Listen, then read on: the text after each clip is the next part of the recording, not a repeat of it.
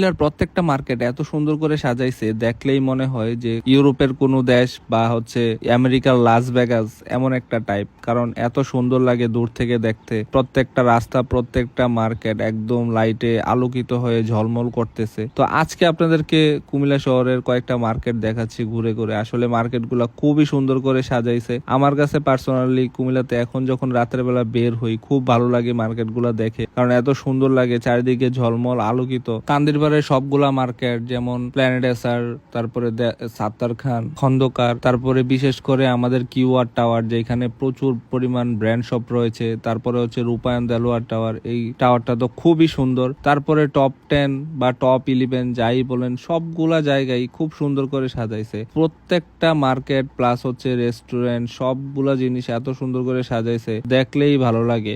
কান্দিরপাড় আসলে এখন আর মনে হয় না যে কান্দিরপাড় আসছি। শুধু একটা কারণেই কান্দিরপাড় আসছি মনে হয়, প্রচুর পরিমাণ অটো আর মানুষের জ্যাম। এই জিনিসটা না থাকলে আসলে কান্দিরপাড়টা এখন এত সুন্দর লাগতো। তো আপনাদের কাছে কেমন লাগে এখন কুমিল্লার কান্দিরপাড়টা? তো অবশ্যই কমেন্টস করে জানাবেন।